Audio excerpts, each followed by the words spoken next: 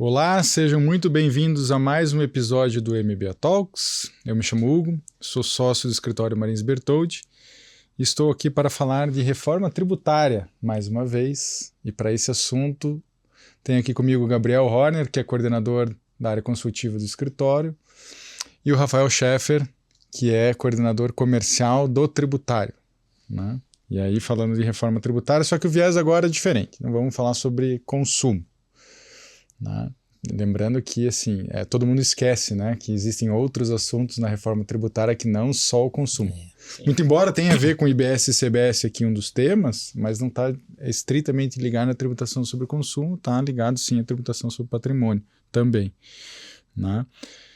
Duas discussões, uma delas falando de atividades imobiliárias. Eu quero trazer algumas coisas aqui para falar com vocês, algumas coisas que eu anotei, enfim, da leitura do PLP 68, que trata do IBS e da CBS, mas especificamente ligado a essa área. E outra que a gente se depara muito no escritório, né? Até antes de começar esse movimento mais operacional, prático em relação à reforma, a gente já trabalha muito como a gente trabalha muito com planejamento sucessório lá, obviamente a gente lida muito com o ITCMD, né? O ITCMD passou aí por alguns sustos, né? Algumas preocupações, daí ora com algumas novidades não tão boas, e aí essas novidades acabaram mudando um pouco, né? Mas isso tem trazido uma certa atenção, uma apreensão e atenção, né, a quem está com interesse em fazer planejamento sucessório. E aí um dos episódios a gente tratou especificamente do planejamento sucessório, não um viés geral, né, mais ligado ao cooperativismo, mas falou um pouquinho sobre isso, né? E aí eu abro aqui, Rafa, né, queria a tua opinião sobre justamente essas alterações do ITCMD, né? São mudanças relevantes, aqui a gente tem algumas delas bem impactantes, e queria a tua opinião em relação justamente a necessidade de olhar para isso, né? Aquela história, a hora é agora, né? Exatamente, né? Obrigado, Hugo, pelo convite, prazer estar aqui. O ITCMD ele sempre foi um ator no cenário tributário que ele estava meio escanteado, assim, né? Ele sempre tem momentos da vida que ele é lembrado, mas acho que nesse último ano ele cresceu em... O momento da vida é a morte, né? Exatamente. Mas o ITCMD ele cresceu em importância nesse último ano justamente pela perspectiva de mudança, né? Quando a gente fala em tributos, a gente sempre tem a preocupação qual é a base de cálculo, qual é a alíquota. E os dois estão passando por uma movimentação que tem que ser analisada, não pode ser ignorada. A emenda constitucional que foi aprovada ano passado já traz a necessidade, a obrigatoriedade, enfim, tem algumas discussões com relação à aplicação efetiva do texto, mas prevê que a alíquota do ITCMD tem que ser progressiva, né? E hoje tem estados que não aplicam a alíquota progressiva, como é o Paraná, por exemplo, que é 4% para todas as transmissões. Então esse é um ponto, né? Muito se discute sobre aumento de alíquota, né? E o aumento de alíquota ele é uma segunda discussão. Quando a gente fala em base de cálculo, a progressividade por si só já assusta, porque abre possibilidade de um simples aumento das mesmas operações que já acontecem hoje. Mas o PLP 108, que trata do ITCMD, ele traz algumas outras previsões que também são importantes de serem observadas. Ele detalha algumas hipóteses, especialmente de equiparação de operações para doações. A causa-mortes não tem como a gente fugir, né? A causa-mortes é um evento que causa a incidência do ITCMD e essa sempre vai ser aquela. Nas doações tem algumas questões que são interessantes. Hoje a gente não tem, por exemplo, em todos os estados, previsão para que perdão de dívida, por exemplo, seja considerado equiparado à doação para fins de incidência do ITCMD. O PLP já traz uma previsão nesse sentido, fala sobre liberalidade. o PLP traz outra questão que no passado foi muito utilizada, que era, vou fazer a compra e venda e você nunca me paga. O PLP já traz outra previsão. Ele fala, olha, se você fizer a compra e venda para alguém que não tem capacidade econômica de fazer aquela aquisição, pode ser equiparada a doação para fins de incidência do ITCMD. Então, o PLP ele veio fechando várias portas de planejamento, sabe? Eu vou pegar esse gancho do que você está falando, né? E, assim, é natural, é o nosso negócio, né? Então, assim, como todo mundo, né, pensa esse negócio, nós também pensamos o nosso. Sim. E aí a gente olha para a reforma também, né? Não só para entender o que vai acontecer conosco, mas a gente olha para a reforma procurando o que possivelmente vai virar discussão, né? E aonde nós vamos poder atuar. O PLP 108, ele faz, e você trouxe isso agora muito bem, ele faz várias equiparações, né? Então você pega diversas operações e equipara isso à doação. Sim. E aí aqui eu tenho minhas dúvidas de até que ponto isso de fato pode ser feito. Sim. Tem várias discussões com relação a limites, né, que deveriam ser observados nesse caso. Porque nós temos um conceito na legislação civil, né? Infelizmente a nossa civilista não está aqui, pois é. Né? Poderia explanar um pouquinho melhor, mas a gente tem um conceito na legislação civil do que o Código Civil define, né, o que é doação. E será que é simples assim, né, fazer considera-se doação uma operação que talvez não seja uma doação? Sim. Né? Você acha que abre margem para um contencioso novo, né? Eu acho que abre margem para o contencioso, até porque o CTN também traz alguns limites em relação a alteração dos conceitos tributários daquilo que já existe. O que pode ser alterado civil, né? pela legislação tributária, né? Qual é o limite de alterar um conceito da legislação civil pela legislação tributária? E é interessante. Até porque senão eu daria ao legislador carta branca. Carta branca para transformar. Não, isso aqui isso aqui não é uma compra e venda. Né? Isso aqui. Enfim, claro que a gente sabe que também o contribuinte tem uma criatividade enorme. Né? É um cabo de guerra que a gente fica sempre puxando para um lado ou para o outro. Mas eu também não posso deixar na mão do legislador. Né? Então, e a legislação traz, o CTN traz esses limites. Então eu entendo que sim, teremos bastante trabalho e acho que algumas coisas, essas equiparações podem se tornar de fato um novo contencioso. E se você for pegar as grandes teses tributárias recentes, são pautadas justamente nisso. Aplicar conceitos inaplicáveis para fins de incidência tributária. Né? Sim. Que não deveriam acontecer. Nesse viés, mexer na alíquota é mais fácil, né? Exatamente. Então, a gente sabe que desde 2019 já tinha um projeto de lei, né, para aumentar de 8% para 16%, né? Isso. Mas está lá em banho-maria há mais de 4 anos. Né? Sim. Para aumentar de 8 para 16 o teto do ITCMD com base nas resoluções do Senado Federal. Exatamente. Cada estado tem liberdade para colocar o seu ITCMD até esse teto. Então, uma vez que a gente está partindo para um modelo em que teremos base de cálculo escalonada e um possível aumento de teto de alíquota, por si só, se não tivesse reforma, isso, né, se não tiver outros aspectos da reforma, mas isso já tem um potencial de aumento de incidência tributária nas operações que envolvem TCMD bastante representativo. Né?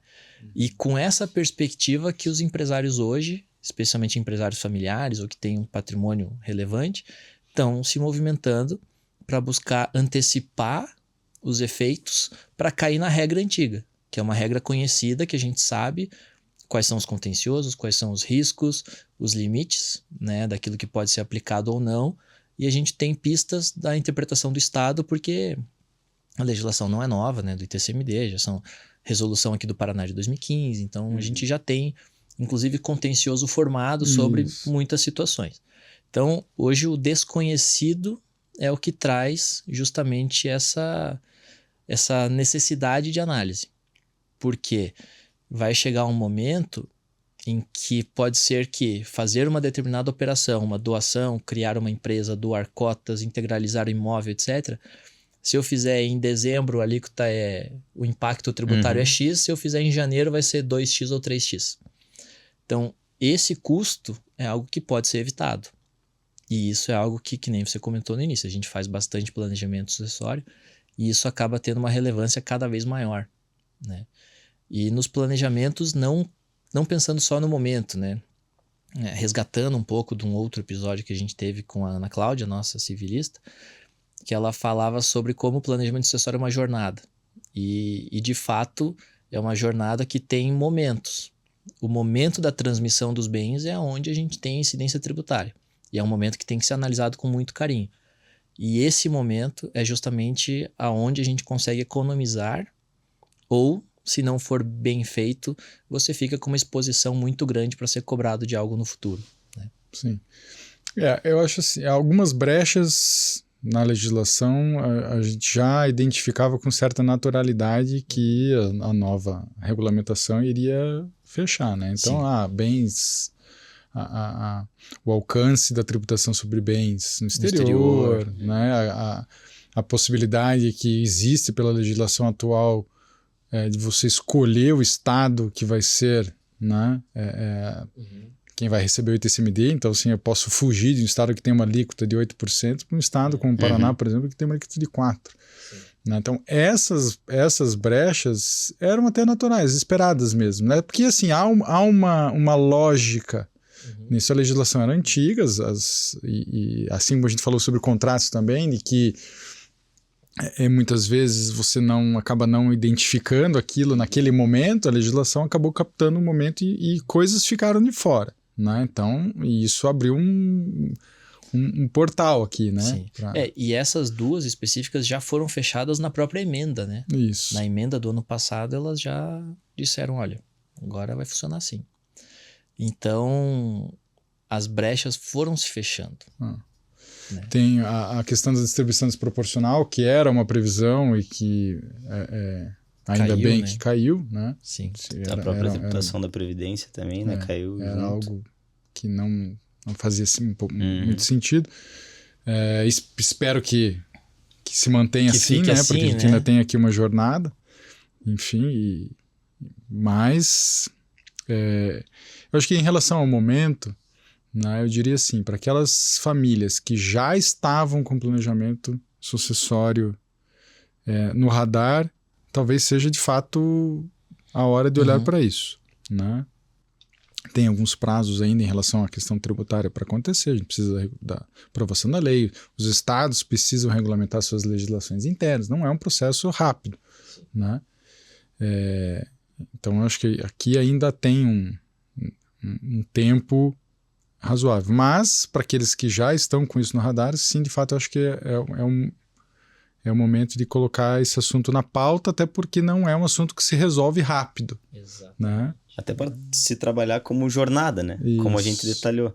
Né? Momento de mapeamento, né? Você entender qual é o teu cockpit de bens aqui, né? Beleza. Aí agora você montar, né, teus momentos, né, para fazer eventualmente doações, constituições de empresas, para que exista uma história, né, no negócio. Porque se eu correr por conta da questão tributária, eu corro o risco de deixar outras coisas de fora. Exatamente. Né? E aí acaba prejudicando, acerto um lado, mas que é temporário, né? Ou seja, o tributo eu vou recolher uma vez só, mas outras questões que envolvem a sucessão, elas permanecem talvez por outras gerações, inclusive. Né? Então, precisa se atentar para isso. Vou mudar aqui completamente o assunto, mas ainda dentro da reforma, para cumprir aqui a conversa que a gente se propôs a fazer, né? Para falar, todo mundo está falando de holdings imobiliárias, mas não é bem holdings imobiliárias, a questão aqui é a tributação sobre as atividades imobiliárias, né? Que também é algo que tem que ser avaliado, né? Porque as pessoas muitas vezes falam de holding como se fosse a solução para tudo, mas a holding vai ter uma atividade dela, e essa tributação tem que ser considerada nessa jornada de planejamento também. E agora, mais do que nunca, a palavra que os advogados mais adoram vai fazer total sentido, que é o tal do depende. Né? Então, assim, coloco meus imóveis dentro de uma holding imobiliária? Depende. Né? Depende da atividade que esses imóveis terão, né, de qual que é a intenção da família, enfim, com aquele patrimônio. E por quê? Eu fiz uma conta de padeiro aqui, rapidão, só para a gente conversar. Como é que vamos pegar aqui um conjunto de bens destinados à locação, por exemplo, que acho que é um dos pontos mais impactados aqui. Mais só lembrando que assim, a sensíveis. gente tem um período de transição, né? Então começa ali em 2026, 27, vai até 2033. Então nesse começo aqui, a gente não vai ter um impacto assim tão fervoroso. Mas em 2033, que é quando 100% está valendo. E por que não tem esse impacto? Porque um tributo começa a incidir antes do outro, né? Pensar o outro ali. Enfim, aí isso empurra um pouco mais ao longo do tempo. Hoje, basicamente, se você tem uma atividade de locação de imóveis dentro de uma pessoa jurídica e a maioria, 90%, está no lucro presumido, né? A carga tributária aqui, considerando todos os tributos, é de 14,5%. Né? Então, estamos falando de imposto de renda. E outro detalhe que eu não estamos aqui tratando de uma possível reforma do imposto de renda, até porque ela não foi colocada em pauta ainda. Né? Então, não vou entrar no mérito aqui se vai continuar existindo lucro presumido ou não, enfim. Fato é que é 14,5%.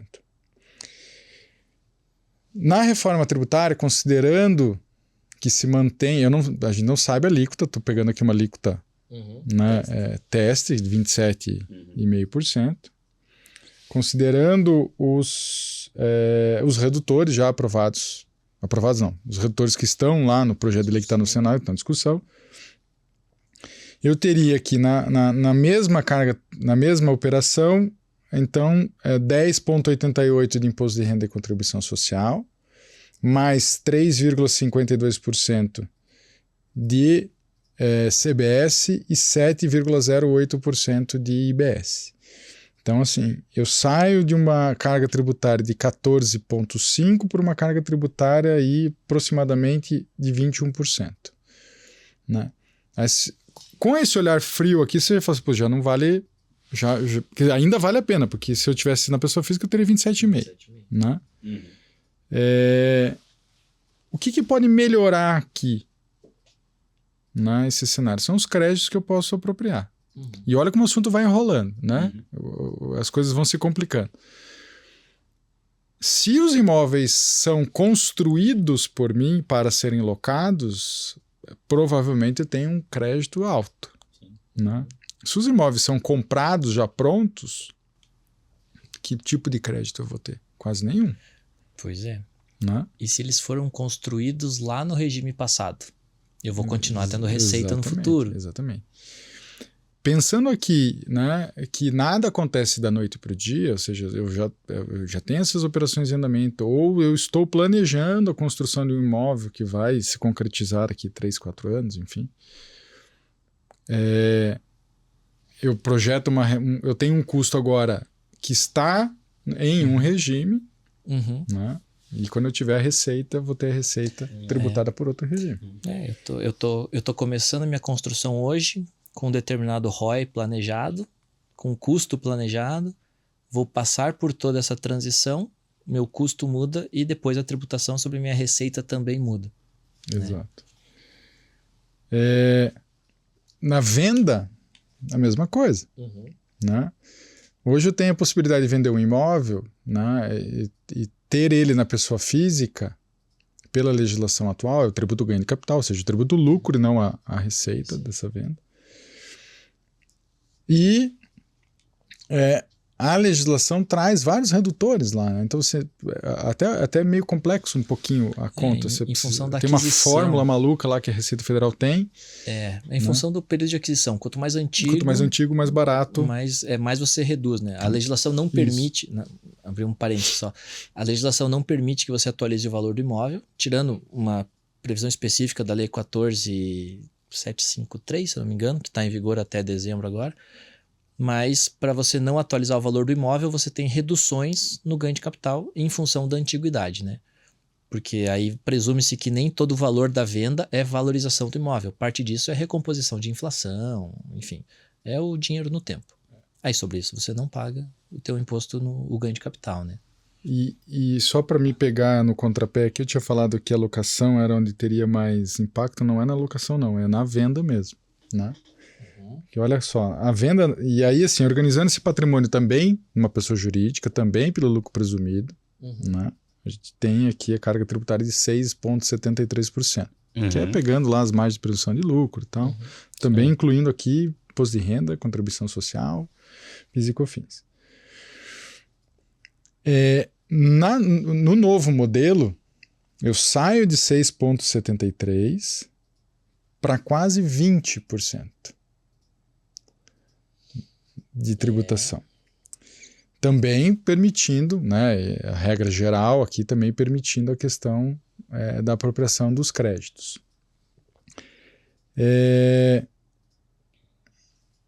Do mesmo jeito aqui, se eu compro imóvel já pronto para revender, eu não tenho quase crédito nenhum.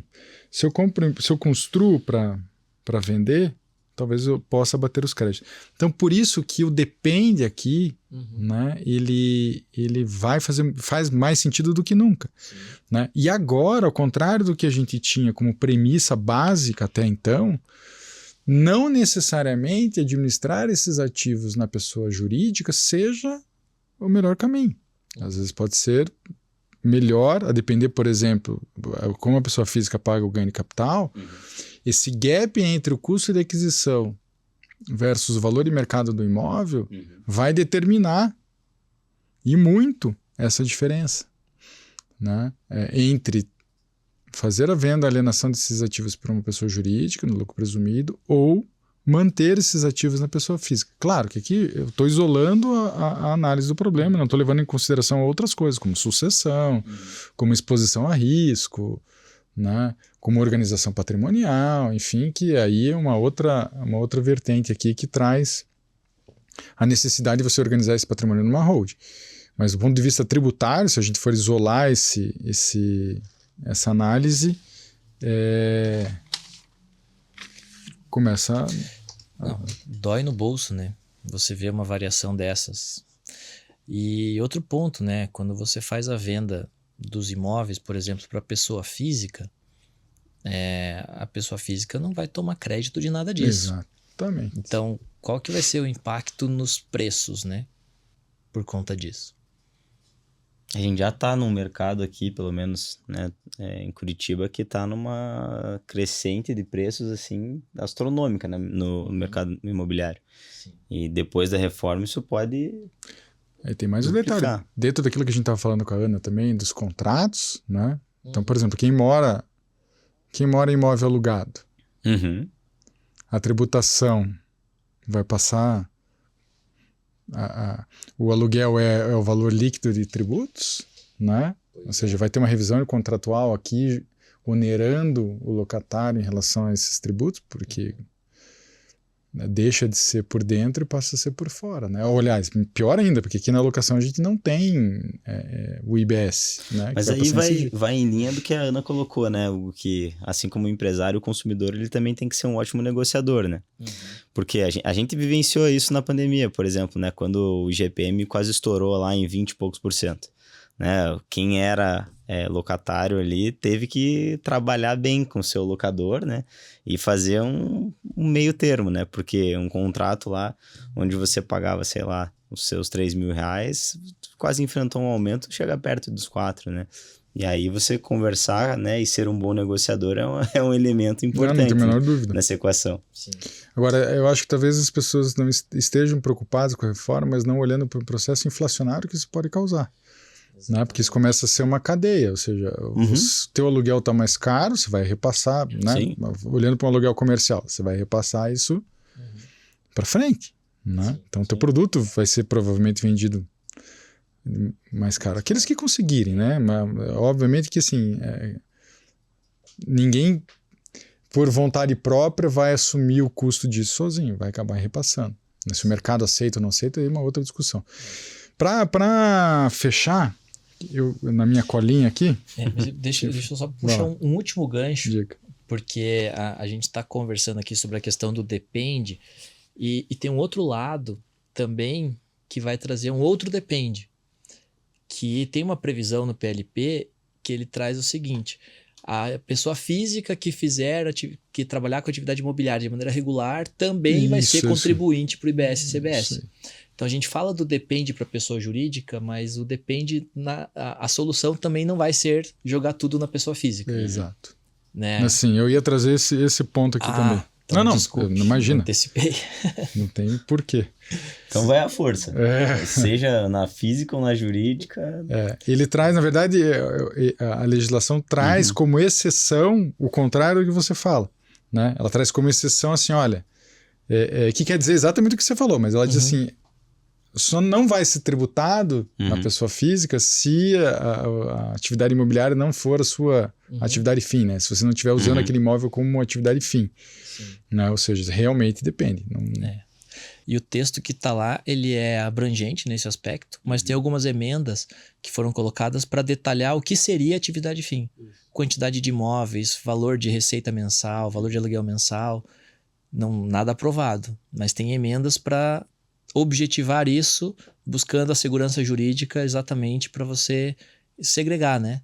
Colocar as coisas no seu devido lugar. Eu acredito que aqui a gente ainda tem algumas alterações.